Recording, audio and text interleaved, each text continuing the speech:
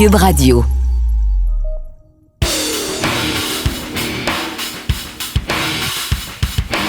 Le Super Bowl. Avant le Super Bowl, les 49ers et les Ravens nous donnent un avant-goût de ce qu'on regardera peut-être le 11 février. Corps arrière partant blessé? Pas de problème. Il est temps de donner un peu d'amour aux backup QB qui vont amener leur équipe en série. Jouer ou ne pas jouer? Telle est la question pour Aaron Rodgers d'ici la fin de la saison. La zone payante tente de répondre à la question pour lui. Tom Brady s'ennuie de l'attention médiatique. Une autre sortie tonitruante de l'ancien corps arrière fait réagir. Les actus de la NFL, les questions du public, la chronique au bar, de savantes analyses et beaucoup d'émotions, c'est ce qu'on vous promet dans ce nouvel épisode de la Zone payante.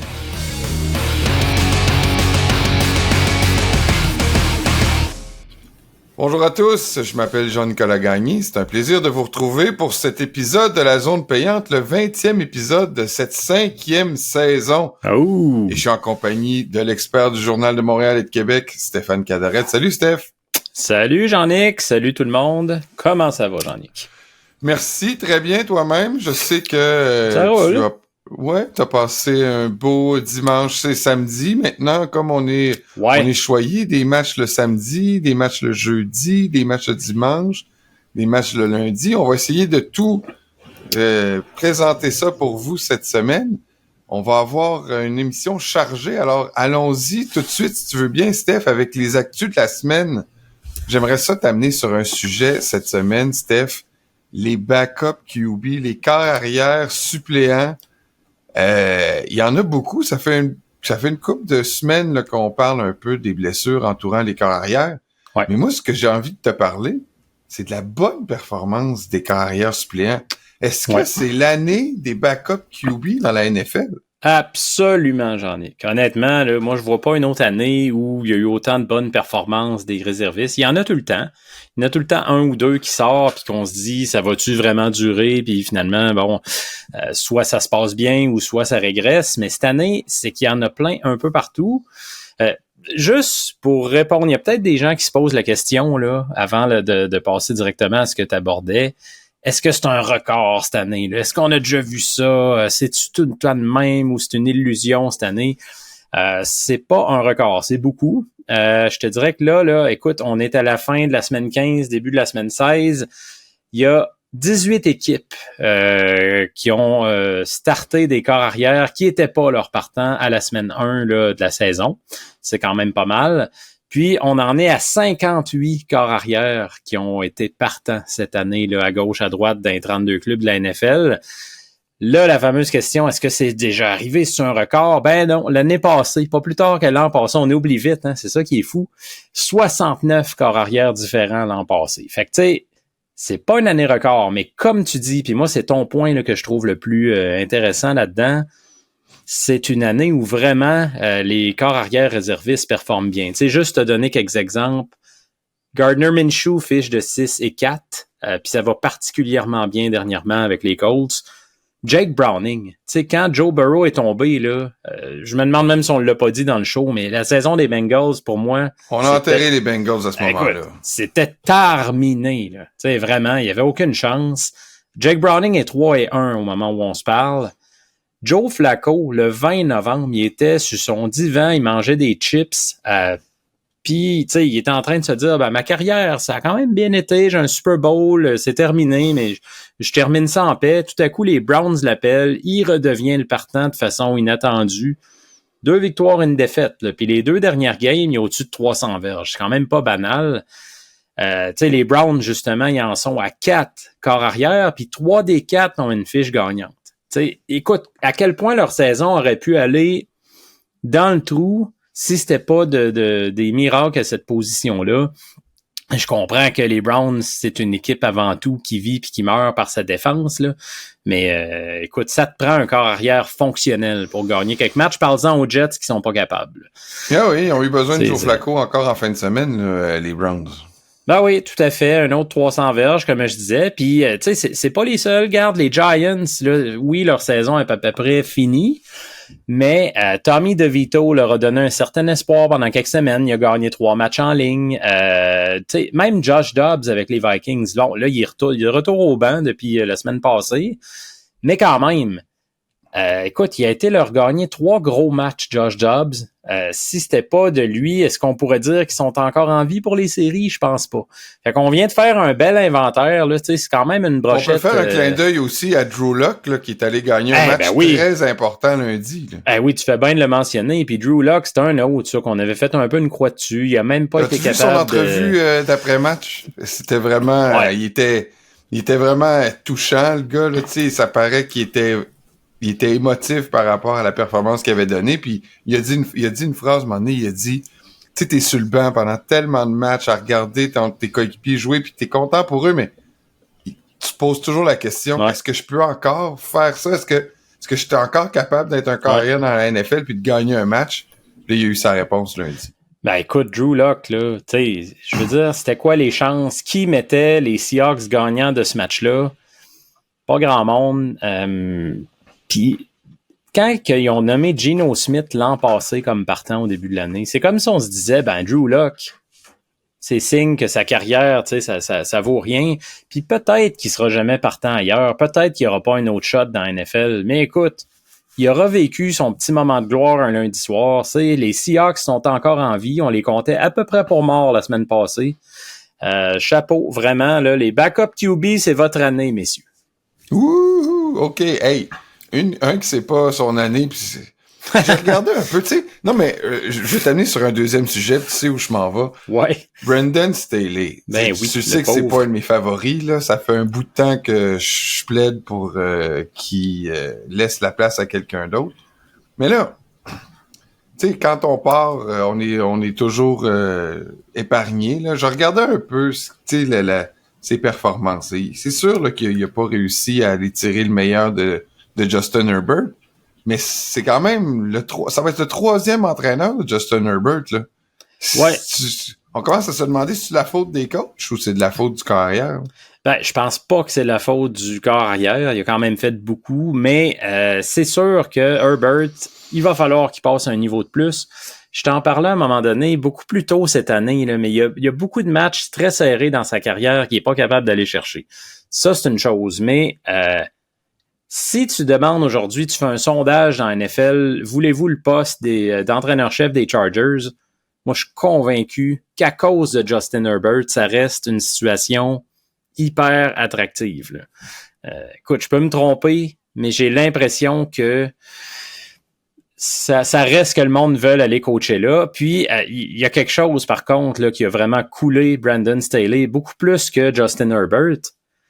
Ils l'ont amené comme supposément le génie défensif, le gars en contrôle. Il était pas en contrôle des situations. Beaucoup d'erreurs de gestion. Le génie défensif de Sean McVay, là. Ben ouais, mais c'est ça. Là. Il y avait eu une bonne saison comme coordonnateur. Puis, écoute, il y avait des joueurs là, carrément... Garoché entraîneur-chef. Là. Ouais, puis il y avait des joueurs héroïques en place. Là, on parlait des Aaron Donald puis d'autres que t'arrivais là, c'était clé en main. Il se ramasse avec les... C'est comme coacher Peyton Manning là, dans ses bonnes années. Là. Ben, tu sais, il y a eu quand t'es coordonnateur à l'offense. Oui, mais il y en a eu beaucoup des coordonnateurs à l'attaque qui se sont fait un nom avec Peyton Manning. Là. Écoute, Adam Gase, c'est un exemple. Ça a été compliqué autant quand il a été après à Miami qu'à New York Jets. Puis là, tu vois, pour en revenir à la performance défensive de Staley, les Chargers, ils ont jamais été capables de faire mieux que 20e pour les verges accordées, puis 27e pour les points accordés. T'sais, ça, moi, ça me parle beaucoup.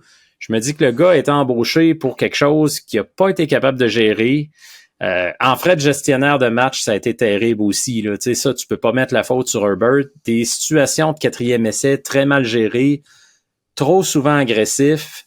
Des gestions de l'horloge bâclées. Là, vraiment, ça n'a pas été trois belles années. Là. Il finit avec une fiche de 24-24. C'est très mitigé. Moi, je pense que le prochain là, peut clairement faire mieux. Est-ce que ce sera Bill Belichick le prochain? On entend les rumeurs. Peut-être que oui, peut-être que non.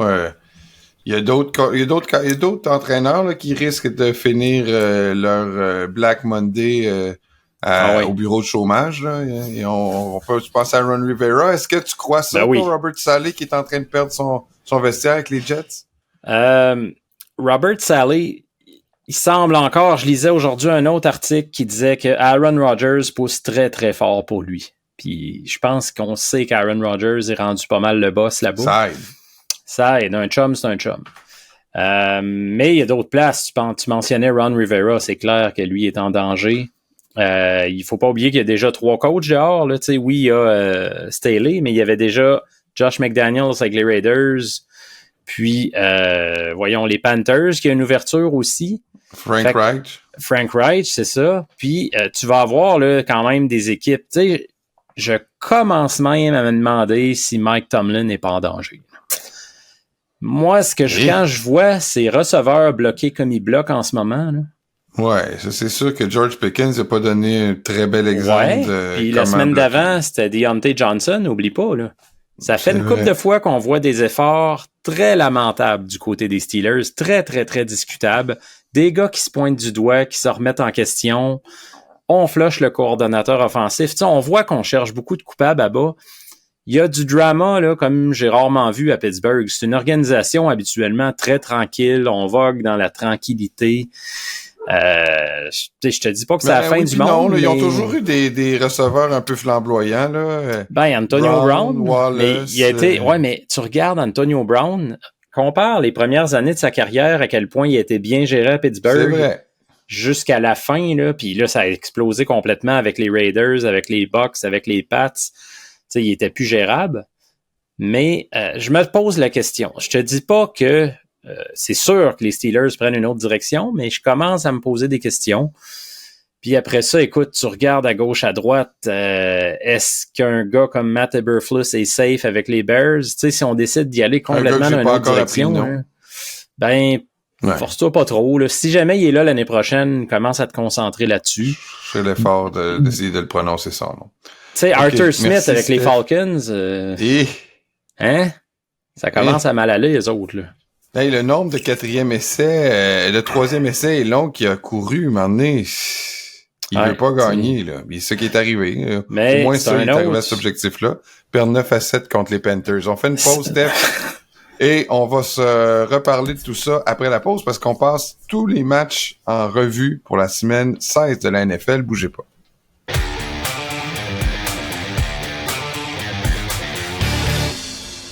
On est de retour sur la zone payante en compagnie de Stéphane Cadorette et Jean Galagagné, moi-même, et on va passer à travers la semaine 16 de la NFL. Déjà, là, on peut parler d'équipes éliminées en plus grande quantité. On n'avait pas beaucoup d'équipes éliminées jusqu'à la semaine passée. Là, les Jets sont éliminés officiellement, les Pats, d'autres aussi, Arizona, j'en oublie peut-être, mais on commence à avoir des scénarios de séries éliminatoires qui s'éclaircissent. Et on va commencer avec 2 équipes qui sont dans le mix, les Saints et les Rams. Surprenamment, les Rams, mais ils sont plus que là, sont 7e, là, si ma mémoire est bonne. Oh oui, ils sont là, puis ils jouent bien, on en parle à chaque semaine. T'sais, c'est 2 équipes imprévisibles, mais je te dirais que les Saints sont encore plus imprévisibles pour moi que les Rams. Je sais jamais quel genre d'effort ils sortent d'une semaine à l'autre. Et ils donnent pas de toucher. Les Saints, en tout cas, on peut leur donner ça, là. Ouais, par contre, en défense, écoute, ils sont plus prévisibles qu'à l'attaque. Ouais, mais ils ont de la misère contre les bonnes équipes. Là, est-ce qu'on peut qualifier les Rams tout de suite cette année de bonne équipe? Je le sais pas encore, mais ce que je sais, c'est que les Saints, ils ont joué 6 fois contre des équipes qui sont à plus de 500, à 500 ou plus. Leur fiche, c'est 1-5 dans ces matchs-là. Tu sais, ça, j'aime jamais ça. Tu sais, tu parles souvent de tes Dolphins à propos de ça, qui sont 0-3 contre des clubs aux fiches gagnantes. 0-4 après cette semaine, mais continue. Déjà, Jean-Nic. Ressaisis-toi. On en parlera en temps et lieu. D'accord. On en parlera en temps et lieu. Tu feras ton petit caca nerveux tantôt. Là. D'accord. Mais non, les Rams, moi, je leur fais confiance cette semaine. Écoute, c'est une moyenne de 150 verges au sol depuis la semaine 10. C'est un des clubs qui court le mieux dans la ligue. Kyren Williams, c'est une belle révélation. Les Saints feront pas le poids dans ce match-là. Ouais, moi aussi, j'y vais avec les Rams. Les Rams sont favoris par 4 points. Les Steelers à domicile contre les Bengals et le Jack. En fait, ça va être un duel de corps arrière backup. Même, on ne sait pas à quel point les Steelers vont aller loin dans leur depth chart parce que c'est pas impossible qu'en ce temps de Noël, Rudolph soit le corps arrière des Steelers. Je vais y aller avec les Bengals de mon côté, qui sont favoris par 2,5 à l'étranger. C'est plus que possible. Hein? Ce qu'ils ont dit, les Steelers, c'est Mason Rudolph va être le partant, sauf si, par un beau hasard de la médecine, Kenny Pickett se rétablit à temps. Là. Mais chose certaine, Trubisky, c'est terminé. Là, Rudolph, il n'a pas amorcé un match depuis novembre 2021. J'y fais pas beaucoup confiance. Mais par contre, le match des Bengals la semaine passée a laissé bien des traces. Là. DJ Reader, le plaqueur qui s'est blessé, là, un club comme les Steelers a plus le loisir, je trouve, de courir d'en face des Bengals, mais surtout, ils ont perdu Ja'Marr Chase. Ja'Marr Chase qui jouera pas. Ça commence à être une mission difficile, je trouve, pour Jake Browning. Là. T'as pas Ja'Marr Chase, il y a une couple de blessés.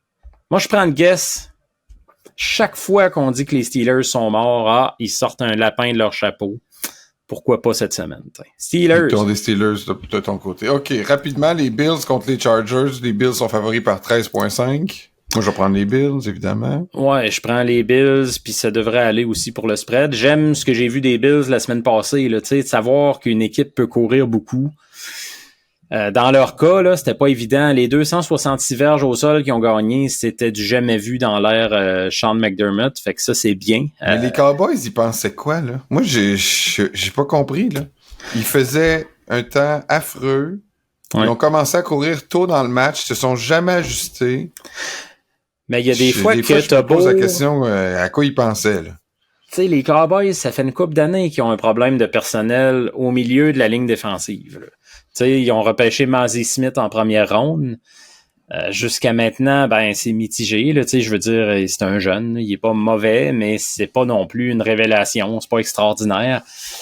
Fait que t'as beau des fois penser qu'on va te courir d'en face, tu vas te faire courir d'en face pareil. Là. Tu sais, c'est un peu ce qui est passé. Ouais, exactement. Mais bon, je pense que les Bills ont un plus bel équilibre.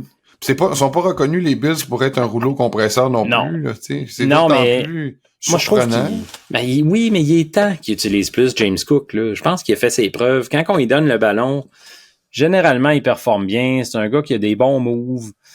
Oui, on le sait que c'est un receveur fiable en dehors du champ arrière. Il peut courir toute l'arbre des tracés imaginables.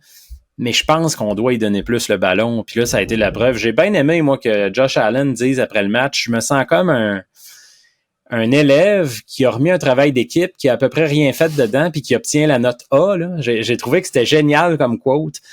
Puis ça représente ce qu'il faut peut-être que les Bills fassent un petit peu dans des matchs comme ça. Les Chargers sont très moyens contre le jeu au sol aussi. Là. Continue de la même façon.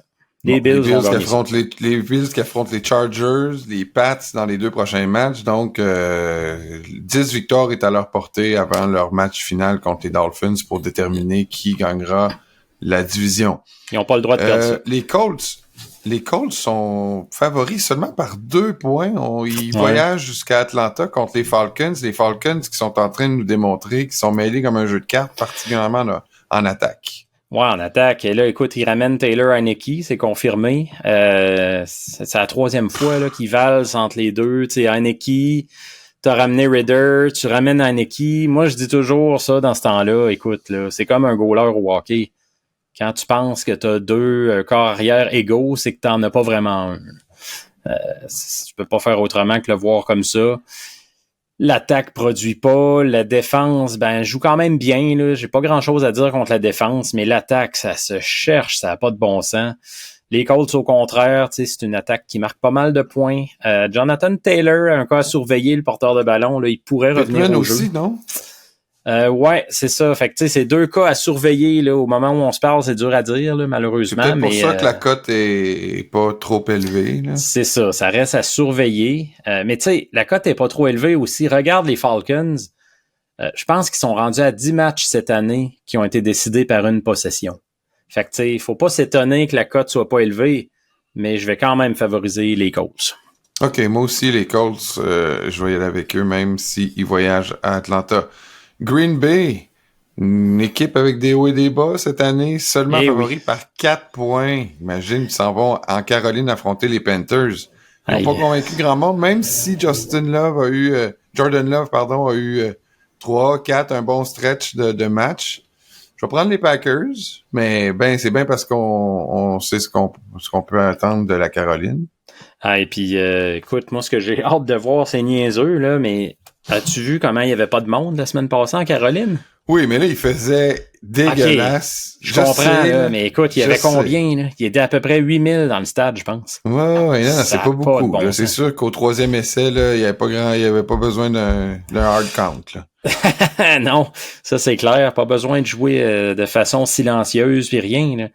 Mais non, les Panthers, c'est tout simplement pas intéressant à l'attaque. Mais je leur donne le bénéfice du doute, mettons, pour cette fois-là à cause de la température, mais j'avoue que ça fait pas des partisans très vaillants. Non, c'est ça. Fait que, écoute, les Packers, là, comme t'as dit, c'est pas convaincant ces temps-ci, mais qu'est-ce qui peut arriver de mieux là, qu'un match contre les Panthers quand ça va pas bien? Moi, j'ai pas le choix de les favoriser, même si je suis pas très convaincu ces temps-ci. Là. Les Texans, ils reçoivent les Browns. Les Texans, ça va être qui le carrière? On le sait-tu?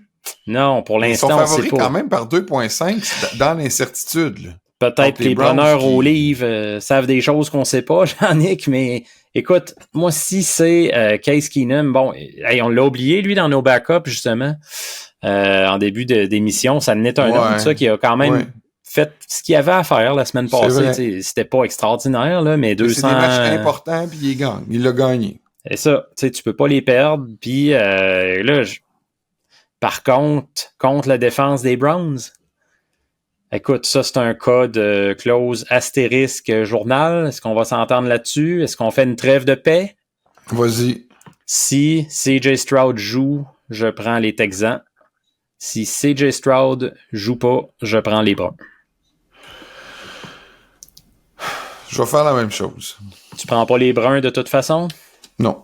Je vais prendre... moi aussi, je pense que CJ Stroud peut faire suffisamment pour remporter le match, mais pas Keenum.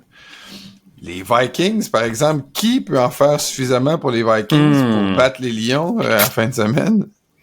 Les Lions favoris par 3,5. Ouais, les Lions... Le match est à Minnesota. Ouais, c'est ça que j'allais dire. Tout ce qui joue contre eux, les Lions, c'est qu'ils jouent au Minnesota. Ils sont pas très bons là-bas. Ils ont pas gagné là depuis octobre 2017. Fait que, tu sais, les Vikings ont une chance dans ce match-là. C'est pas que c'est perdu d'avance.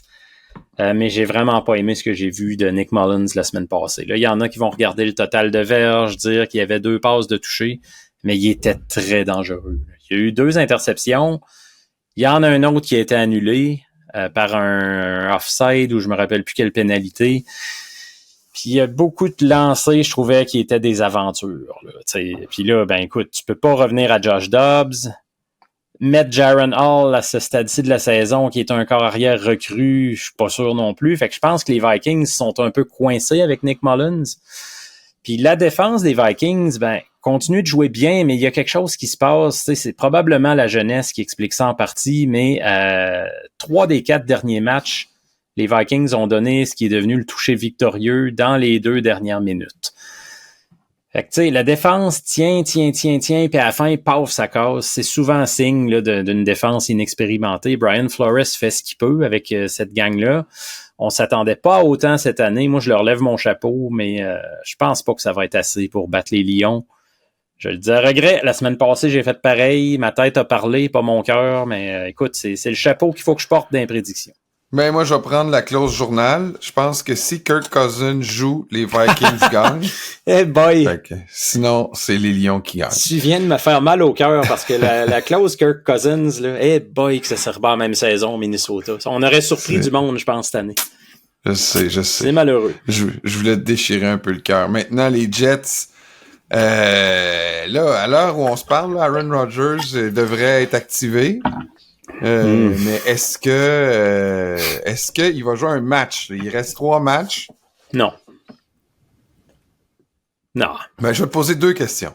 La première, c'est est-ce qu'il va jouer un match? La deuxième, est-ce que si t'étais Aaron Rodgers, tu jouerais un match? Il y a une raison, à mon sens. J'évalue peut-être mal les choses. Gêne-toi pas de me le dire. Si Aaron Rodgers joue dans ces rencontres-là, c'est purement une question d'ego. Là. De dire, j'ai battu le record du monde de guérison pour un tendon d'Achille. Parce que qu'est-ce que tu peux gagner Les Jets sont éliminés. Peut-être là, de dire je vais chercher le respect de mes coéquipiers qui m'ont vu guérir, mais ses coéquipiers l'ont vu guérir de toute façon. Ils ont vu comment il a travaillé fort. Il n'y a rien à prouver sur le terrain. C'est dangereux à part de ça. Là. Zach Wilson s'est fait estropier la semaine passée. Puis oui, peu importe c'est qui, là. Écoute, peu importe c'est qui, c'est sac par-dessus sac. Zach Wilson a la chienne. Tim Boyle a la chienne. Trevor Siemian a la chienne. Rodgers n'aurait pas la chienne comme ça parce qu'il en a vu d'autres. Mais écoute, qu'est-ce que tu gagnes? Il y a un risque, la seule chose que je dirais, si j'étais Aaron Rodgers, moi je pense pas qu'il va jouer le match. Là, je pense que ça se dessine qu'il jouera pas de match. Mais si j'étais Aaron Rodgers, je veux dire, c'est un sport professionnel, t'as des sports à l'horaire, ton équipe va jouer, t'es en santé. Tu joues, là, c'est... Non. Je le sais, non, mais je le sais. Il est pas clearé à 100%. Le problème est là aussi. Évidemment. Non. S'il est clearé à 100%, là. Il l'est pas. Mais s'il est, mettons, pour la semaine 18, là. Je comprends, là, tu vas me dire, il n'y a plus rien à gagner. Semaine 18, ils sont éliminés, c'est fini. Mais, je veux dire, tu peux jouer, t'es payé pour jouer, toute l'équipe va jouer. Eux autres aussi, là, ils n'ont plus rien à gagner. Pour eux aussi, la saison est finie. Mais ils vont jouer pareil, tu sais. Pourquoi toi, t'as un statut différent que tu joues pas? Je pense pas, je le vois bien. Mais c'est une bonne discussion, mais je le vois pas comme ça, personnellement. C'est que pour eux autres, c'est un joueur tellement important pour l'an prochain, puis la nature de la blessure qui est C'est pour ça que je pose la question, si t'es Aaron Rodgers, pas si t'es Robert Saleh, pas si t'es le propriétaire des Jets, si t'es Aaron Rodgers, qu'est-ce que tu fais? Si tu veux jouer. Santé, moi je pense que oui. Moi je pense que tu veux jouer. Mais il y a un risque là-dedans, là, quand même. À l'âge qu'il a, la nature de la blessure qu'il a eu, il y a bien des joueurs qui guérissent pas super bien de ça. Tu as un risque d'aggraver. Un risque, pourquoi? Là? Qu'est-ce que tu vas chercher avec ce risque-là? À part de dire... c'est ton travail. Je suis revenu au jeu. Oui, mais... Si t'es en santé, tu joues. Quand t'es un athlète, c'est le même tu feels. Je pense que lui, il va jouer, mais il va avoir beaucoup de pression pour pas jouer. C'est sûr que ça serait une vision catastrophique de le voir retomber un dernier match qui est plus dans. Pour la semaine 18, on s'en reparlera. Ce qui est sûr, pour l'instant, pour cette semaine, il disait un peu plus tôt, là, je pense que c'est mardi midi, ça devait être à Pat McAfee, il disait « En ce moment, je ne suis pas clairé à 100% par les médecins, donc la question ne se pose pas cette semaine. » Fait qu'il jouera pas. Après, s'il y a le feu vert à 100% des médecins, peut-être qu'on ramènera cette discussion-là sur le tapis, là, mais je continue de penser qu'Aaron Rodgers n'a rien à prouver à ce stade-ci, à part si lui, il veut se prouver quelque chose à lui-même, puis c'est peut-être pas sain de le faire à ce stade-ci de la saison, là, quand que l'enjeu est même plus minime, l'enjeu est inexistant. Ah, exact. OK, rapidement, Washington contre les Jets favoris par 3 à domicile. Commanders, tiens. OK, je vais avec les Jets. Les Seahawks, eux, favoris par 2.5, s'en vont au Tennessee. Peut-être sans Will Levis. Est-ce qu'on reverra Ryan Tannehill? Ouais, c'est fort possible. Là, les genres de blessures à la cheville, entorse à la cheville, comme Levis a subi. Bon, écoute, Trevor Lawrence a joué avec ça, mais ça dépend toujours du degré. C'est ça qu'on sait pas au moment où on se parle. Je suis surpris que les Seahawks ne soient pas favoris par plus. Je pense qu'ils ont montré des belles choses. Geno Smith devrait être prêt à retourner au jeu. As-tu vu Kenneth Walker lundi soir? Le porteur de ballon, il est vraiment spectaculaire. Là. Ouais, là, il a remis ses culottes. Puis, il est blessé souvent, ce gars-là, à date, là, mais quand il est en forme, là, wow, c'est un des beaux porteurs de ballon à voir jouer. Moi, j'ai vraiment admiré ça lundi. Puis je vois pas pourquoi les Seahawks échapperaient ce match-là après avoir battu les Eagles. Quoique, on a été des fois... c'est pas la première fois qu'on serait surpris, là, mais moi, j'ai pas le choix d'y aller avec eux. Moi aussi, je vais avec les favoris, les Seahawks, pardon. Les Jags, eux, avec qui sera derrière le centre à Tampa Bay?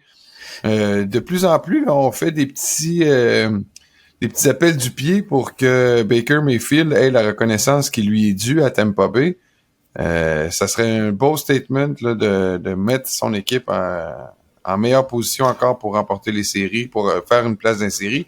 D'ailleurs, je prends les Buccaneers dans ce match-là, même si les Jags sont favoris par 2.5. Ouais, Baker Mayfield qui joue très bien, il faut le dire. Là. Écoute, moi j'ai été surpris l'autre jour. Tu sais, je me suis mis à taper ses stats parce que je voyais qu'il y avait, je pense qu'il y avait 4 passes de toucher contre les Packers la semaine passée. Puis je me dis, tranquillement, il me semble qu'il connaît une bonne saison. Puis là, je vais voir 24 touchés, 8 pics. Non, c'est pas pire quand même. Écoute, c'est plus que pas pire. C'est plus que pas pire. Là. Baker Mayfield, il joue très bien. La défense des Jaguars qui est très ordinaire, fait que ça se peut que ça continue. Là où les Jaguars ont une chance, c'est que dans les dernières semaines, ils ont affronté beaucoup de grosses défensives sales, là, les Ravens, les Browns. Ça n'a pas été évident, puis je t'en parlais, ça fait une couple de fois que je te dis, quand Trevor Lawrence et les Jaguars affrontent des défensives top 5, il se passe rien. Sinon, c'est là qu'il est à son meilleur. Puis les Bucks, mais sont 31e contre la passe. Fait que cette semaine, je revois les Jags sur le chemin de la victoire. OK, on s'en va. Les Bears contre les Cards, là, en 2 secondes. 4.5 favoris, les Bears. Ouais, les Bears, tout ce qui compte à leur sujet là, pour la fin de l'année, c'est est-ce que Justin Fields peut s'accrocher à un poste pour l'an prochain ou, avec le choix des Panthers, les Bears vont prendre un corps arrière, Caleb Williams probablement. C'est à peu près le seul point d'intérêt qu'il y a à surveiller, là, parce que, écoute, c'est la saison est finie. J'ai hâte d'en parler plus en profondeur de Caleb Williams. J'ai hâte que tu me convainques. Ouais. Mais moi aussi, je vais prendre les Bears. Ouais, les Bears, c'est ça. Moi aussi, on est 2. Les Dolphins reçoivent les Cowboys. Les Dolphins sont favoris par 1.5 à domicile. Ben là, je te laisse y aller, Jean-Nic, en premier, à tout seigneur. Oui, je sentais ça. C'est malheureux. On va affronter une équipe qui vient de perdre un match important sur la route. Je pense qu'ils vont se regaillardir. Ils vont s'attendre à un jeu au sol un petit peu plus que contre les Bills. Les Dolphins sont maganés. Là. Ça ira pas mieux. Cette semaine, on était chanceux d'affronter les Jets. Encore, la O-line est dévastée. Notre tertiaire est dévasté. Est-ce que Tyreek Hill va jouer? On pense que oui, mais il va être à quoi? 70-80% maximum. Tu vas me dire, ils ont bien fait sans Tyreek Hill avec une bonne défensive contre les Jets. C'est vrai. Est-ce qu'on est capable de répéter ça? Je pense que ça va être serré. Mais Dak Prescott, qui est en mission pour avoir le MVP, et son équipe aussi veulent qu'il retrouve le chemin du favori pour le trophée. Je pense que les Cowboys vont se retrouver ensemble pour former une équipe et ils vont gagner un match serré contre les Dolphins à Miami. Jean-Nic, comment je te dirais ça?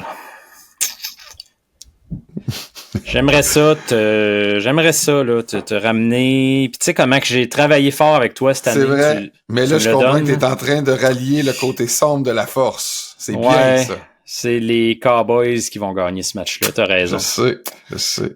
Puis tu sais, c'est pas parce que j'aime pas les Dolphins, c'est pas parce que je crois pas en eux. Au contraire, depuis le début de l'année que je te casse les oreilles, que c'est sûr qu'ils font une série, puis blablabla, là. Mais je pense que les Cowboys ont le style de défense qui peut faire mal aux Dolphins. C'est 2 excellents demi de coin.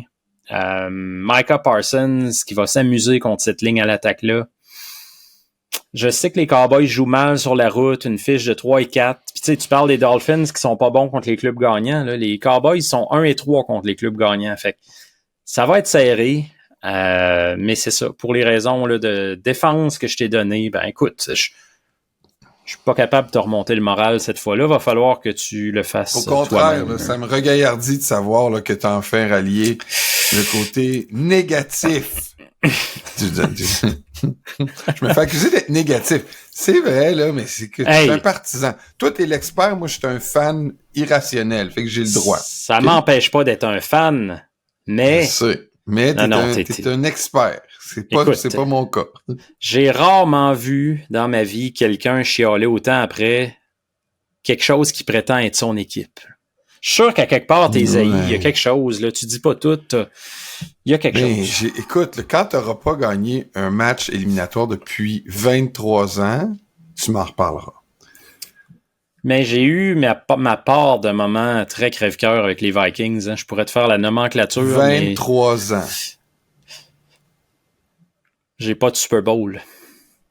Ouais. Et pourtant, j'étais pas né.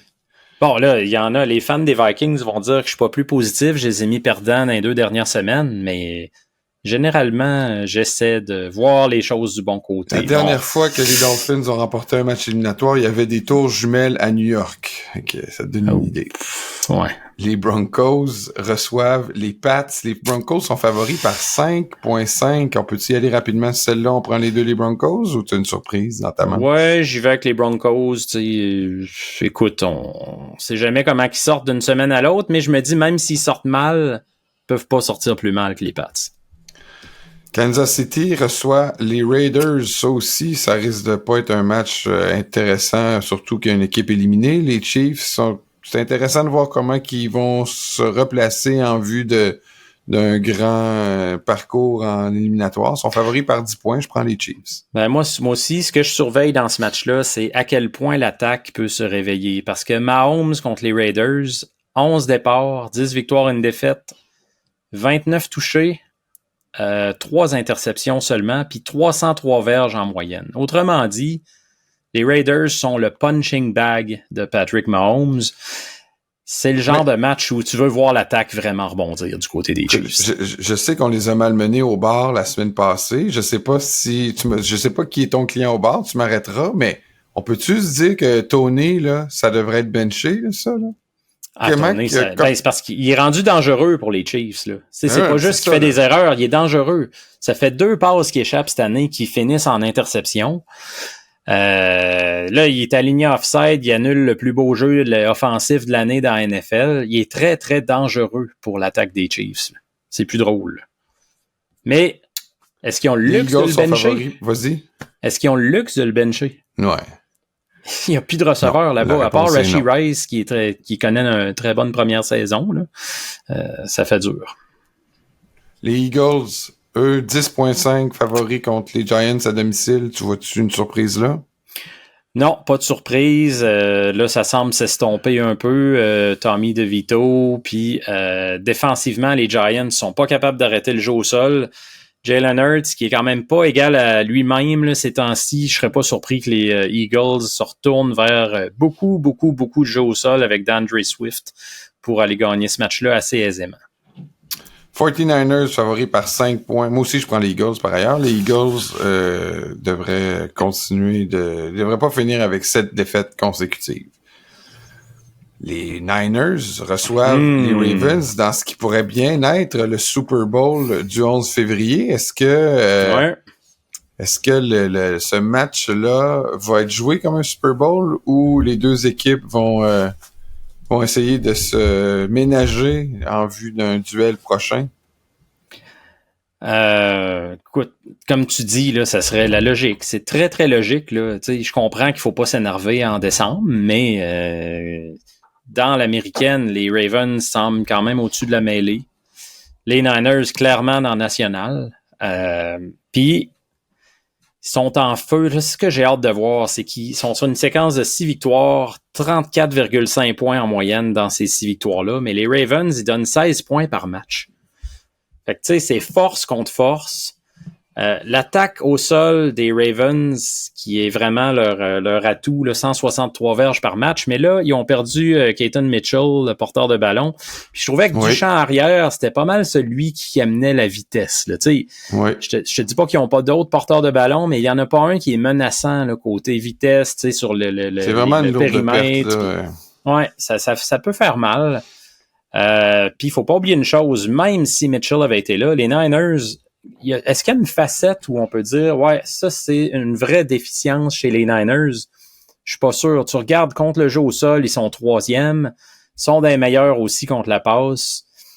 J'aime ce que font les Ravens, mais ils passeront pas à travers les Niners. À San Francisco, un long voyage en plus. Je peux pas faire autrement que de prendre les Niners. Moi aussi, je vais avec les Niners. Je dis pas que je ferai ça au Super Bowl, mais cette fois-ci, je vais prendre eux pour remporter ce match du lundi soir. OK, Steph, on fait une pause et après, c'est les questions du public. Bougez pas. Questions du public. Vous êtes sur la zone payante, c'est le moment de faire un appel à vous. Et oui, parce que c'est le moment où on va répondre à toutes vos questions. On en a eu encore beaucoup cette semaine. C'était une barque. Il y en a une barque. Il y en a une barque. Écoute, on va les passer une par une. D'abord, écoute, là, je vais faire une mise au point, Steph. Oh, ouais, je t'écoute. On va commencer avec notre ami Thomas de Bordeaux. Et je sais que... Puis là, c'est drôle, cette semaine, il y a eu beaucoup de commentaires sur le fait que j'imitais, c'est surtout moi, là, toi, Steph, tu t'es tenu loin de ça, là, mais que j'imitais régulièrement des accents français et que ça dérangeait, là. Je sais pas comment dire ça, là. C'est drôle, en fait, parce que les commentaires sont arrivés, on n'avait pas à date, puis là, sont arrivés en même temps. Fait qu'on s'est posé la question. Ouais, c'est ça. Là. Il y a plusieurs personnes que ça déplaît. Il y en a d'autres qui m'ont dit que c'était vraiment drôle. Écoutez, ouais. je veux juste il y a eu ça aussi, il faut le dire. Là. Il y a eu autant, sinon plus, de commentaires qui disaient « Ah, c'est tellement drôle, j'en ai qui est bon. » Fait que maintenant, on s'est dit « OK, on va se poser la question. » Tu sais. Oui, il y a au moins 3 personnes qui nous ont écrit avec des bons points là, tu sais, sur le fait que est-ce que j'imiterais un accent vietnamien ou est-ce que... tu sais, là, je veux juste dire une chose, là. Je dis pas que je suis français, mais j'ai fait mon école en France. J'étais à Aix-en-Provence quand j'étais jeune. Et j'ai aussi, plus tard dans ma vie, travaillé en France. J'étais animateur de radio en France. Donc, les Français, je dis pas que je suis français, puis je dis pas que ça me donne la légitimité de faire des imitations de français, mais un peu quand même, là. Tu sais, j'ai connais bien les Français. C'est plus que mes cousins, là, ça a été mes collègues de travail, ça a été des collègues de classe, ça a été... Donc, quand je me plais à imiter les Français, c'est parce que moi-même, j'ai eu cet accent-là. Quand j'avais 11-12 ans, puis que j'étais à Aix-en-Provence, je peux vous dire que quand je suis revenu au Québec, là, ça m'a pris plusieurs années de perdre mon accent français. Là. Et c'était un accent du Midi, hein. Alors, je parlais comme ça. Je ne parlais pas comme un Parisien. J'aurais voulu t'entendre à 12 ans. Ah oui, puis tu sais, je faisais rire de moi quand je revenais ici. Donc, c'est tout en affection, en amour là, que j'imite les Français. Puis je comprends. C'est drôle en plus, ceux que ça dérange, c'est des gens qui semblent être des Québécois en plus. Tu sais, est-ce qu'on est rendu susceptible? Je pourrais pas toujours expliquer ça à chaque début de réponse des questions quand je vais imiter les Français. Fait que je vais le faire moins. Là. J'avoue là, que j'ai peut-être un petit peu abusé dans l'imitation des Français, puis je pourrais pas faire cette mise au point-là pour mettre en contexte à chaque fois. Donc, puisque t'as étalé une tranche de vie, je vais m'en permettre une, moi aussi, j'en ai quand même. Ah ouais, donc. Ah ouais. Je vais en rajouter un petit peu. Moi, ma blonde est française. Fait que si je me mets à imiter un accent ou quoi que ce soit, ou à rire pendant que t'en imites un, là, écoute, si j'avais pas d'affection pour les Français, je serais mal pris dans ma vie, là, avec madame. Non, puis écoute, il n'y a aucun problème là. Je pense que c'est évident que c'est pour s'amuser. Mais peut-être, comme tu dis, que réduire un petit peu la note. On espère qu'on a perdu personne avec ça parce que c'est juste vraiment amusant puis sympathique. Il n'y a rien de plus. Moi, je suis toujours heureux de faire réagir les gens quand même. Là. Fait que je suis content qu'il y ait des gens pour qui ça a eu une réaction. Puis continuez d'en nous envoyer. C'est un jeu, toute cette émission-là aussi. On le fait pour vous, puis nous, on a du fun aussi. Fait que n'hésitez pas à nous donner vos commentaires. Ce soit sur mon accent, ce soit sur Steph qui... qu'est-ce que toi, t'as pas de défaut, c'est malheureux, mais à trouver. Non, écoute, il y en a une personne au Québec qui a pas de défaut, c'est Laurent Duvernay-Tardif, tu le sais. C'est vrai, d'ailleurs. Le reste du monde, on imagine au salon du livre. Il faut qu'il soit parfait, mais oui. C'est sûr que tu vas le croiser au salon du livre. Ça n'a pas de sens. OK, on commence avec Thomas de Bordeaux. Et Thomas, de Bordeaux. De Bordeaux. Thomas qui nous rappelle nos scores de la semaine qui sont affreux. Ben, en tout cas, 8 en 16 pour moi. Fait que ça, je poursuis ma déveine. Steph a 9 en 16. Ouais. Et c'est vrai que je tirais un peu la pipe à Thomas la semaine passée en disant qu'on attendait, lui, c'était quoi ses résultats? Mais lui, il est 12 en 16 cette semaine. Est-ce qu'il nous la met où on pense? Hey, honnêtement, là, tu peux bien imiter l'accent, hein, mais c'est lui à la fin qui se fout de ta gueule. Oui. Donc, bravo à Thomas. OK, sa question, vu qu'il y a une bonne semaine, on va lui permettre de poser une question. Avec cette cascade de blessures chez les Browns, en passant de Deshaun Watson à Joe Flacco, en perdant Nick Chubb et la totalité des titulaires de la ligne offensive, ça c'est vrai, là, une autre équipe qui est maganée à la ligne offensive, c'est bien les Browns, mais en obtenant tout de même un bilan de 9 victoires, 5 défaites, et sûrement une place en série. Est-ce que Kevin Stefanski n'est-il pas le mieux placé pour obtenir le titre d'entraîneur de l'année? Ouais, ben il est moi il serait dans mes 3 finalistes, Stefanski, parce que ouais, je suis content que Thomas ait mentionné autre chose aussi que les corps arrière, parce que Nick Chubb, là, écoute, c'est une perte énorme. Puis ils sont rendus à 3 bloqueurs offensifs qui sont finis, là. Fait que ta ligne à l'attaque, là, c'est pas juste il y en a un qui est pas là de temps en temps, là. Les 3 meilleurs tackles de l'équipe sont pas là. Il y a eu toutes sortes d'adversités comme ça. Puis il y a quelque chose aussi que j'ai vu cette semaine que j'avais pas réalisé puis qui est vraiment fascinant. Kevin Stefanski est le premier coach à Cleveland à aligner 2 saisons gagnantes de suite depuis Marty Schottenheimer de 86 à 88. Fait que ça, là, pour moi, c'est signe de quelque chose, là. Tu sais, il se passe jamais rien à Cleveland.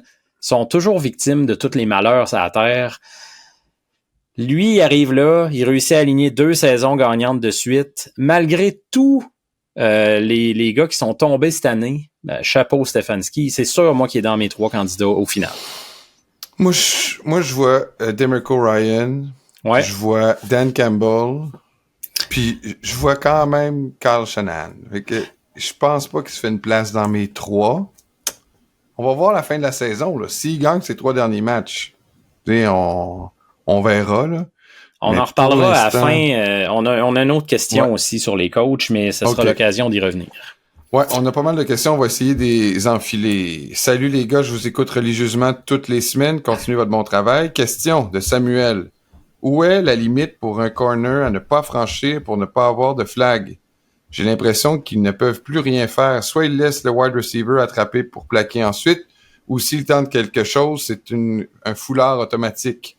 Et Samuel me dit, PS, Jean-Nic, je suis partisan des Ravens. J'ai hâte de rencontrer tes Dolphins. Je ne crois pas que c'est gagné d'avance. T'as raison. C'est pas cette semaine qu'ils vont gagner contre les Dolphins. Faut que t'attendes encore une autre semaine. Ah! OK. Jamais! Je sais. Vas-y, merci. Pourquoi les corners? Est-ce que c'est vrai que les corners, ils ont plus de marge de manœuvre? Ben, il y en a pas beaucoup. Merci, Samuel Vanout. Je me demande si c'est pas ta première question, mais en tout cas, merci.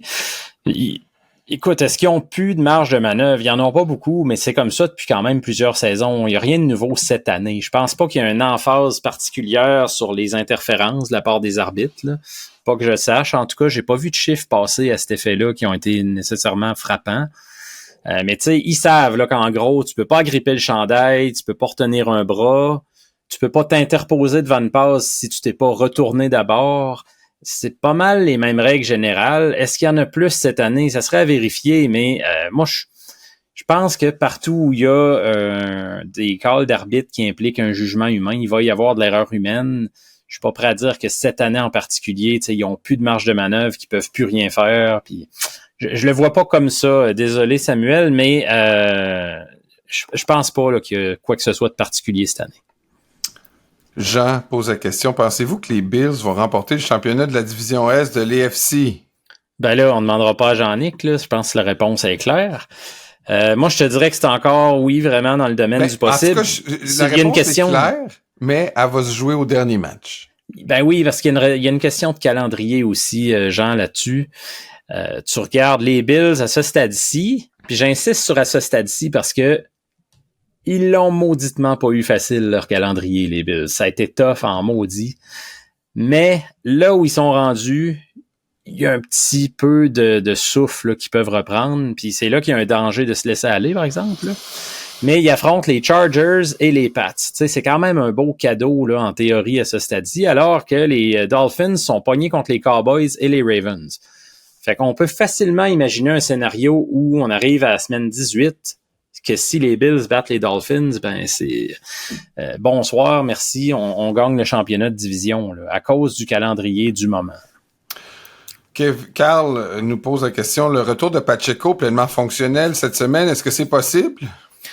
Oui, puis en passant, je suis intrigué parce que Carl Obi-Wan Fortin, là, je sais pas, le Obi-Wan vient de où, mais c'est intéressant. C'est le plan. Andy Reid a dit cette semaine que oui, Pacheco avait subi une opération mineure à l'épaule la semaine passée. Fait que sur le coup, ça fait peur. Une opération, sa saison est finie. Mais non, c'était une procédure très mineure. Puis ce qu'il a dit Reid lundi, c'est que à moins d'une régression là, soudaine durant la semaine, Pacheco est good to go. Puis tu sais, c'est très bon là, pour tout le monde parce que Clyde Edwards-Helaire puis Jerick McKinnon, ils ont fait du boulot quand même correct. Les deux ont pogné une passe de toucher, je pense. McKinnon en a même lancé une sur un jeu assez spécial. Mais je pense qu'il n'y a rien comme Pacheco. En termes d'énergie dans le champ arrière, là, c'est vraiment le petit lapin énergiseur quand il court. Martin pose la question, pourquoi les experts, entre guillemets, hésitent autant à donner du crédit à Brock Purdy pour les succès des 49ers? On dit qu'il est un corps moyen dans un excellent système, mais Jimmy G jouait dans le même système sans avoir les mêmes chiffres que Purdy. Ouais, je suis dans la team Martin Lambert là, qui met expert entre guillemets parce que moi j'en peux plus. Là. Tu sais, à un moment donné, combien de temps faut que le gars fasse ses preuves? Il joue carrément à un niveau MVP cette année. Là. Il est dans la discussion officiellement. 29 passes de toucher, 4 interceptions seulement. Il fait pas d'erreur. Puis il va falloir à un moment donné se poser la question. Là. Qu'est-ce qu'il y a de si mal? Admettons là, qu'on dit ouais, c'est pour l'instant, à ce stade-ci de sa carrière, très peu avancé, il faut le rappeler. Admettons que c'est un corps arrière de système. Qu'est-ce qu'il y a de si mal à ça? Là? Non, mais tantôt, j'ai volontairement jeté le nom de Kyle Shanahan dans entraîneur de l'année. Je suis content que tu m'aies pas repris, parce que si tu m'avais repris, je t'aurais repris cette fois-ci. Parce que plusieurs ne voient pas Kyle Shanahan comme l'entraîneur de l'année, parce qu'ils disent qu'il y a une trop bonne équipe. OK, fait que là, Kyle Shanahan ne peut pas être coach de l'année, il y a une trop bonne équipe. Non, mais moi, je le mets. Brock Purdy, lui, il peut pas être corps arrière de l'année, il peut pas être MVP parce qu'il y a un trop bon coach. Hey, ça devient fourrant, là, tout ça. Donc, c'est ça. C'est qu'à un moment donné, la seule chose, moi, qui nuit, entre guillemets, là, à Brock Purdy, c'est un peu la même chose à Miami, là. Tu sais, là, je comprends qu'il est loin dans la discussion d'MVP, mais il est dedans un peu, là, toi. Mm-hmm. Mais Tyreek aussi. Fait que là, McCaffrey dans la discussion pour le MVP à San Francisco, puis Purdy aussi. Fait que là, tu dis, ben là, c'est-tu parce que un est là que l'autre est là? Puis là, pire encore, ça se peut qu'ils se splitent les votes rendus au jour du vote. Fait que là... Moi, la façon que je vois ça, c'est que est-ce que Purdy jouerait à, je sais pas moi, à Chicago puis il serait aussi bon? Fort probablement pas. Sauf qu'il est à San Francisco, il joue extrêmement bien, puis il n'y a pas un corps arrière avant lui dans le système de Kyle Shanahan qui est aussi performant, c'est même pas proche. À ce stade-là, moi, je comprends pas qu'on s'acharne encore à dire « Ouais, là, je sais pas, corps arrière de système, game manager. » Ouais, un game manager qui lance 9.9 verges par passe tentée. J'en ai pas vu souvent, tu sais. Puis malgré cette moyenne de passes-là qui est très élevée, c'est la plus élevée parmi les partants de la NFL, il complète 70% de ses passes. J'ai vraiment de la misère en ce moment là à trouver des grosses carences dans le jeu de Brock Purdy qui me font dire « Ah, si c'était pas de la marionnette Kyle Shanahan qui le manipule, ce gars-là serait pourri. » Je pense quand même qu'on y doit un certain respect. Stéphane, un autre de nos auditeurs de Bordeaux, oui, ça c'est bien aussi, là, notre communauté internationale est très vivante, puis on vous invite à continuer de nous écrire. D'ailleurs, on n'a pas de nouvelles de Lauriane cette semaine, là. Je suis inquiet. C'est peut-être ton imitation de l'accent qui l'a froissé. Ça se peut fort bien, ou de l'avoir traité de pingre en Auvergne. Ça, c'est encore pire. Donc, Stéphane qui dit la question, qui nous pose la question. Jean Collet, il faudrait regarder la foi pour les Dolphins. Tu vois, c'est pas juste moi qui te le dis, là. Je sais. Après leur victoire logique face aux Jets, d'après ESPN, ils ont 99% de chances d'aller en play-off. Ça, écoute, là, moi, là, les modèles de probabilité, là. Ah, ça, là, j'ai passé, je pense, quasiment une partie de la nuit après le match des Cowboys à faire des probabilités. Et là, j'en suis venu à la conclusion que le plus gros risque pour les Dolphins, ce sont les Texans. Donc, les Texans ont plusieurs bris d'égalité, pas juste sur les Dolphins, mais c'est l'équipe qui doit le perdre pour que les Dolphins puissent faire les séries à 17 et les Broncos. Donc, 2 équipes qui ont des bris d'égalité suffisants pour déclasser les Dolphins si jamais il y a égalité. Alors, Stéphane qui dit « J'ai une question pour la prochaine émission, donc la voici. Plutôt côté business que sur le terrain. L'expérience ratée des Browns avec Deshaun Watson, on va attendre un peu avant de dire qu'elle est ratée, mais on comprend ton point, Stéphane. Sonne-t-elle la fin des contrats 100% garantis dans la NFL? À bientôt dans la zone payante. Je pense que pour un bon bout, oui. Parce que l'occasion était là pour les joueurs là, de mettre un pied à terre et de dire c'est comme ça que ça va se passer maintenant. Parce que tu avais des gros canons dans la dernière saison morte qui négociaient. Tu avais Joe Burrow, tu avais Justin Herbert, tu avais Lamar Jackson. Tu sais, ça brassait pas à peu près, il faut s'en rappeler. Là. Jackson était rendu à 2 semaines avant de signer, il avait demandé un échange aux Ravens. Fait que ça brassait beaucoup. S'il y a un moment où les joueurs avaient la chance de mettre leur pied à terre puis de dire, écoute, là on a 3 des tops de la ligue, c'est le temps. Ils l'ont pas fait. Moi, je pense pas. Je pense que les propriétaires comprennent à quel point c'est un risque là, vraiment, vraiment trop énorme.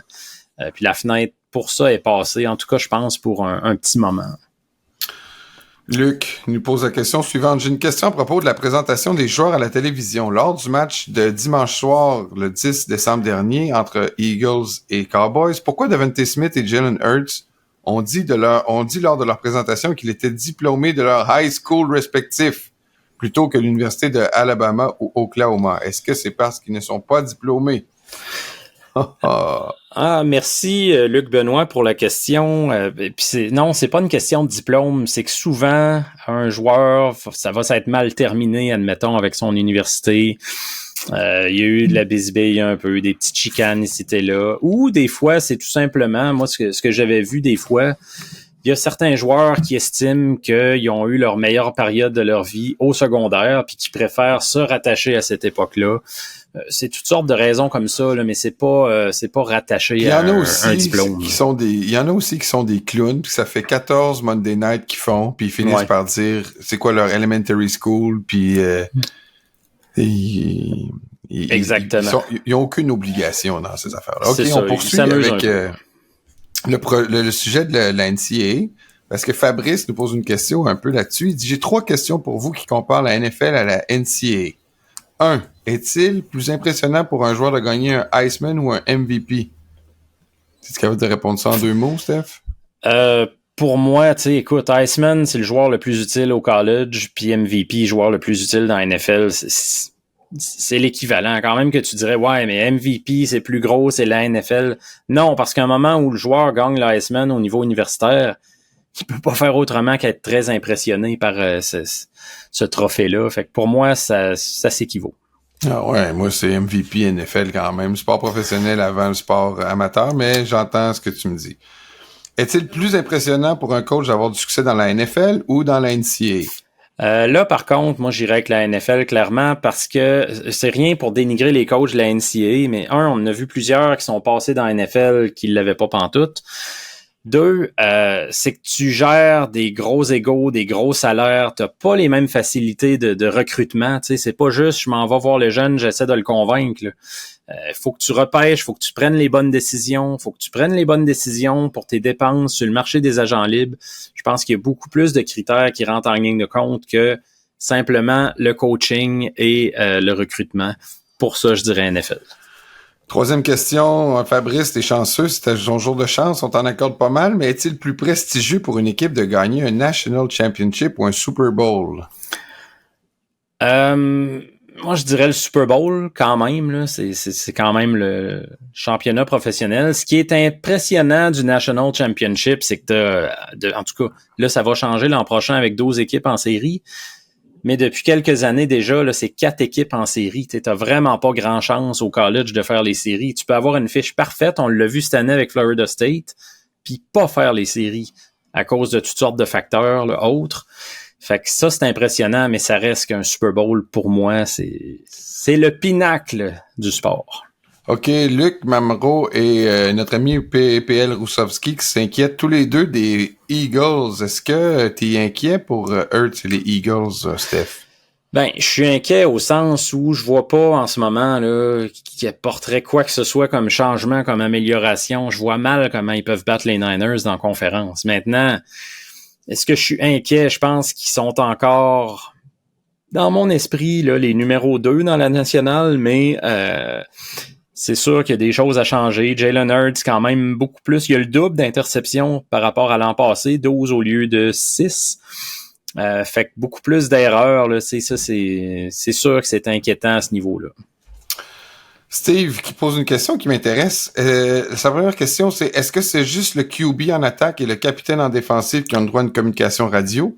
Puis le blackout radio a lieu à 15 secondes. Je pensais que c'était 20, mais ça se peut que ce soit 15. Mais ouais, dans la 15. drive... OK.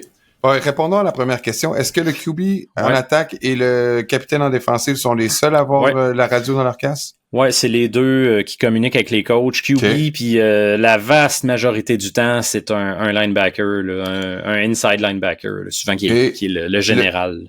Le blackout radio a lieu à 15 secondes, mais dans une drive sans caucus, est-ce qu'on coupe la communication? Je pense pas qu'on coupe la communication, mais tu sais, parce que même dans une attaque sans caucus, t'as 40 secondes, là, à ce que je sache, entre les jeux. C'est pas le nombre de secondes qui diminue, c'est que t'exécutes plus vite. Donc, forcément, ça communique beaucoup plus vite. Je pense que dans ce temps-là, le corps arrière a plus de liberté à ligne de mêlée, puis souvent, on va même appeler aussi 2 jeux de suite pour essayer de faciliter, là, tu sais, quand t'arrives à la ligne de mêlée, est-ce que tu snaps le ballon à terre ou t'as tout de suite un autre jeu en banque? Fait que c'est des façons là, d'accélérer. S'ils sont 7 sur la ligne, il peut plus parler. Là. Non, ça tu peux pas, là, c'est impossible. OK. Tu peux pas parler jusqu'à la dernière seconde, mais même le règlement exact à ce niveau-là, par contre, là, ça serait à vérifier parce que j'ai rien trouvé de concret là-dessus. J'aimerais savoir quand est-ce qu'il coupe est-ce que c'est quand le caucus est break? Mais en tout cas, Martin Guy qui pose la question. On voit de plus en plus oui, il nous dit que ça serait bien d'avoir des invités de temps en temps, mais on y pense, là, Martin Guy, là, on va... À la fin de la saison, comme on disait, un petit débrief, là. Ouais, exact. La question qu'il pose, on voit de plus en plus souvent des bottées d'envoi entre les poteaux. Pourquoi ne pas tenter des placements de 75 verges? Ben là, c'est parce que c'est beaucoup plus dur la façon de botter un placement avec la pression qui t'arrive d'en face, tu sais, t'as pas de temps de réaction.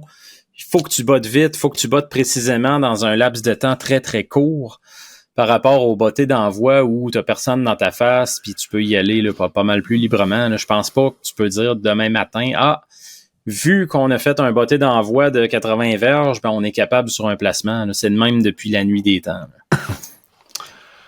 Mais sauf qu'on les voit de plus en plus loin. Il est pas impossible qu'un jour on essaie un placement de 70 verges, mais... C'est pas impossible, parce que quand moi j'étais jeune, je me souviens pas qu'on voyait des placements de 60, c'était rare. Là. Ouais, moi écoute, tout. Il y avait le record de 63, il a tenu pendant le gars je sais pas combien de décennies. Son pied en bois, là. Tom Dempsey, je pense, le pied est coupé. Puis ça, écoute, on pensait pas que ça serait battu, puis ça a été battu tard, là, quand même. Là. Fait que ça se peut un jour, mais tu sais, faut pas conclure que parce que les bottées d'envoi sont longs, tu sais, c'est quand même pas mal plus technique, là, un botté de placement. Alain qui nous pose la question, pourriez-vous nous donner une idée des salaires des coordonnateurs défensifs et offensifs, ainsi que des entraîneurs de position? T'as-tu ça sous la main, mon Steph? Ouais, ben ça, c'est très, très, très variable, là, mais en moyenne, ce que je voyais, les coordonnateurs offensifs ou défensifs, c'est pas mal dans le range d'1 million. Mais tu peux en avoir qui sont plus payés. Tu sais, un Dan Quinn, là, que ça fait plusieurs années qu'il reste à Dallas, même s'il y a des offres d'entraîneur-chef ailleurs, je pense que forcément son salaire doit être plus élevé. Puis pour les entraîneurs de position, on dit que grosso modo, là, ça va varier entre 100 000 à 500 000 environ, ce qui est quand même étonnant. C'est pas mal. C'est pas mal d'argent. Le moment Robin? Oui, monsieur. Un beau moment qui arrive en fin de séance de questions. Robin, on t'a pas oublié cette fois-ci. Puis il fallait qu'il te parle du sifflet pour qu'on n'aille toujours pas. Mais non, c'est vrai. J'étais encore dans la voie de garage avec le sifflet là, cette semaine. Là. Il est où ton sifflet? Je sais pas quoi te dire. Là. Il est vraiment... je me suis fait couper le sifflet. Oh, oh, oh, oh. Hein? Ça, c'est futé, hein, comme jeu d'esprit. Ouais. Son commentaire, parce qu'il pose pas juste une question, Robin. Il commence avec un commentaire. Lui, il a le luxe de nous donner un commentaire. C'est un privilège qu'il a. Mais c'est parce qu'il fait partie des meubles. Il bénéficie de la clause grand-père. Exact. Donc, il fait en effet référence au sifflet. Il dit, il aura fallu qu'on manque de sifflet pour réaliser que ça nous le prend absolument. Bon. T'as raison, là. Je vais essayer de régler ce problème-là, mon cher Robin. C'est pas moi qui le dis, c'est Robin. Écoute, Robin. Tout comme le thème musical, j'espère qu'il est formidable. Ouais. Il va falloir que je donne un petit coup d'un tour de vis, ou en tout cas, je sais plus c'est quoi l'expression, là. Un coup de roue, un tour de roue, un coup de vis. Il a là. Pas facile. Question de Robin. On va y aller avec sa question. Moving on. Quels sont présentement vos 2 finalistes comme coach de l'année? On en parlait tantôt. J'ai devancé la question de Robin. Pour Robin, il s'agit de ceux des Texans et des Browns. Et vous? Mais moi, je l'ai dit tantôt, rapidement, je vais les redire. Là. Je pense que les Texans sont bien placés. Je pense que Dan Campbell, si au moins il finit, Dan Campbell va mériter de sérieuses considérations. Et je pense encore que Kyle Shanahan complète le top 3 des meilleurs entraîneurs pour moi cette année.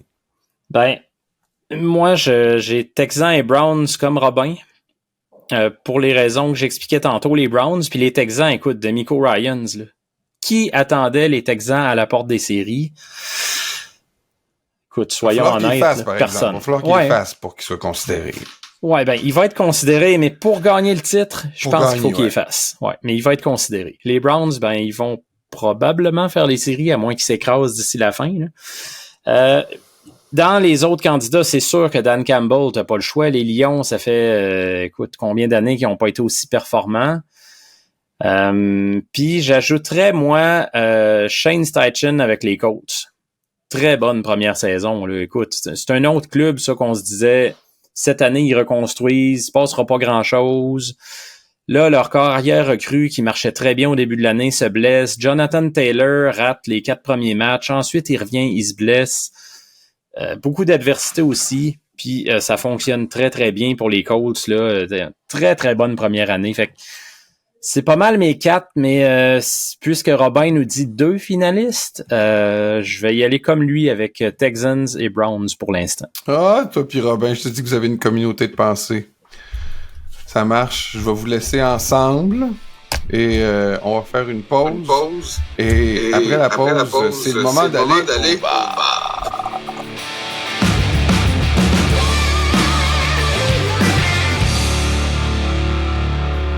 Vous êtes sur la zone payante, c'est le moment tant attendu où nous terminons en beauté notre épisode de la semaine pour se détendre au bar. Alors, Steph, je te laisse la parole. Qui t'emmène au bar, toi, cette semaine?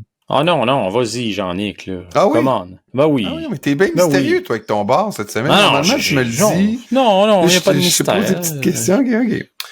Non. Je vais y aller avec Tom Brady, puis c'est drôle parce qu'on a un de nos auditeurs, Alex, qui lui aussi a abordé un peu le même sujet que Tom Brady a abordé cette semaine. Comme quoi, les dirigeants de la NFL deviennent de plus en plus soft et pénalisent, suspendent des joueurs en défensive qui frappent fort. Moi, j'ai quand même peut-être parce que je vieillis ou peut-être parce que je suis de plus en plus sensible aux blessures, mais je trouve quand même que le travail des responsables de la NFL, c'est d'assurer la sécurité des gars. Mm-hmm. Ils vont peut-être se tromper, ils vont peut-être des fois avoir des calls qui sont douteux dans l'optique où la bonne foi prévalait pour protéger les joueurs. Dans le cas précis de la suspension du joueur des Steelers pour le reste de la saison, Tom Brady, là, qui tout à coup là, fait des apparitions inopinées à chaque fois que il semble y avoir une suspension que selon lui devrait pas avoir. Là, pour Tom Brady, c'est un autre exemple que la NFL devient soft et dans son temps, c'était donc mieux, c'était donc plus tough. Ça fait 2 fois qu'on en parle parce que lui aussi avait fait une sortie du genre la dernière fois et on avait dit, et je vais le rappeler, que la plupart des règles qui ont vu le jour depuis une quinzaine d'années sont nées à cause que Tom Brady demandait plus de protection pour le corps arrière.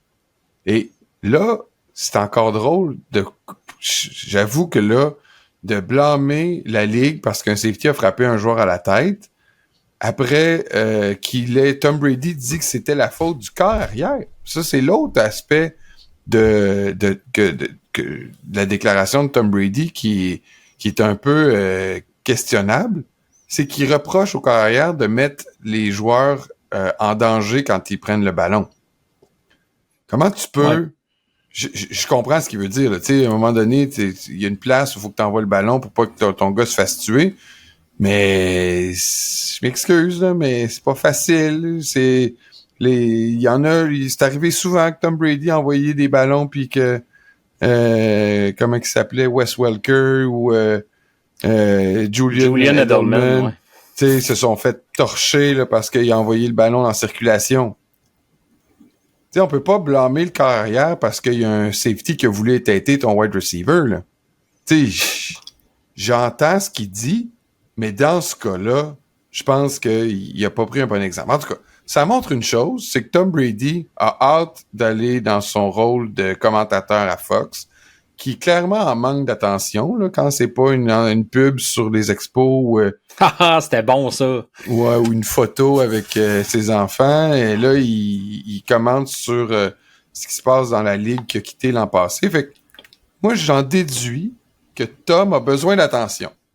Tu penses?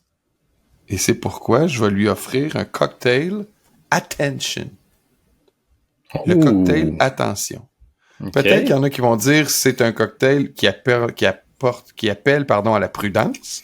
Ce qui se va aussi dans le cas de Tom Brady. J'aimerais qu'il fasse un appel à la prudence. J'aimerais lui faire un appel à la prudence aussi par rapport à ses infinis commentaires sur la game qui vient de quitter. Je prendrais un petit peu de distance. J'attendrais une couple d'années si j'étais lui. La recette du cocktail Attention, il est en français, là, la recette, fait que je vais la dire comme elle est. 2 centilitres de gin, 2 centilitres de vermouth blanc, 2 centilitres de liqueur de violette. Violette? On vient de me perdre. Violette, là, pas l'assistante de Jeanne, voyons, chose dans L'amour avec un grand A, là. Voyons, c'est quoi son nom, la madame, là? Ah, regarde, on va se perdre dans ta liqueur de violette, là. OK, lecteur de violette. Mais tu te rappelles de Violette, là, qui servait... Voyons! Hey, j'ai un blanc terrible, là. Ah, ça, c'est pas Jeannette drôle, Bertrand. là. Voilà, merci. Dans L'amour Violette, est un grand A. Violette-là, ouais. Oui, la Violette qui accompagnait Jeannette Bertrand dans L'amour est un grand A, qui desservait la table, mais c'est pas cette Violette-là. Donc, je recommence. 2 centilitres de gin, 2 centilitres de vermouth blanc, 2 centilitres de liqueur de violette, 2 centilitres d'absinthe et 2 traits d'orange bitters. Voilà ce que je sers à Tom Brady cette semaine au bar pour qu'il se calme un peu, le monsieur qui a besoin d'attention. Il y a un mot en anglais pour ça et je le dirai pas, même si ça commence par attention. Mais il faut dire que tu y en donnes beaucoup d'attention au fil des ans, là. Je dois admettre que c'est pourquoi je l'invite au bar, parce que peut-être que je reconnais en lui des parties de moi-même que je renie.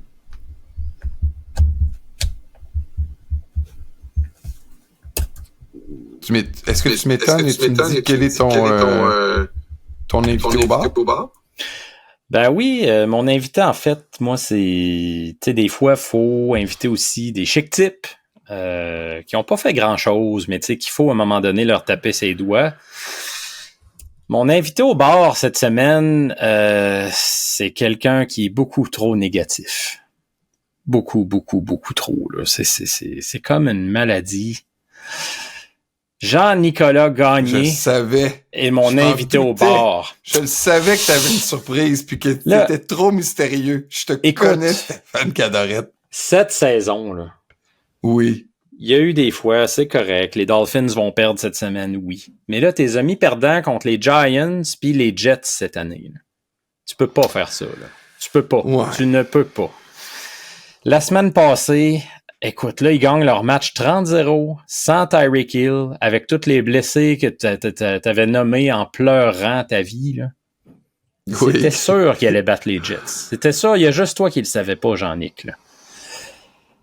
Puis, à un moment donné, ben ça se paye. Ça se paye et tes torts doivent être exposés au grand public. Mais je me sens bien entouré. Là. J'avoue que, tu sais, il y a plusieurs auditeurs qui m'écrivent puis qui me disent « T'es trop négatif, tu devrais voir le bon côté des choses, les Dolphins vont faire les séries. »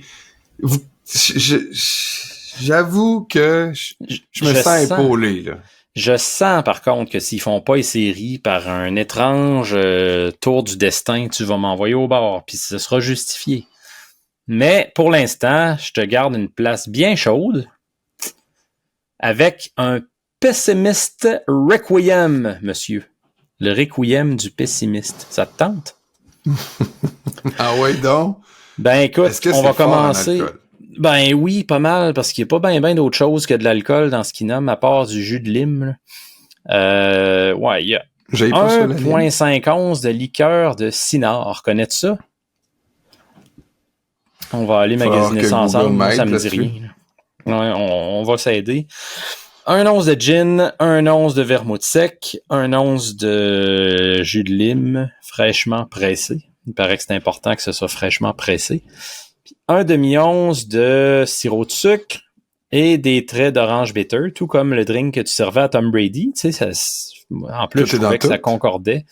Un petit zeste d'orange pour décorer, puis ça va te rendre un peu, ça va égayer ton cœur en voyant le zeste d'orange flotter. Moi, je trouvais ça cute. Tu me sors, toi. Je te sors, puis sais-tu quoi? Depuis le début de l'année, on a l'habitude que, tu sais, je te console, que je te tape sur l'épaule, que je te dis, Jean-Nic, ça va bien aller. Fait que je vais m'en servir un avec toi. T'es fin. On va le boire ensemble parce que j'aime pas que tu boives seul. Ça m'inquiète toujours plus. Mais là, reprends tes esprits. On sort ça à Québec, là? On sort ça à Québec, on va à la Girafe ou au Palladium ou à Relève? Ouais, ben là, tu viens d'en nommer une coupe qui n'existe plus. Ça, c'est dans mon ancien temps. Tant qu'à ça, on pourrait aller chez son père, qui était une place formidable. C'est vrai.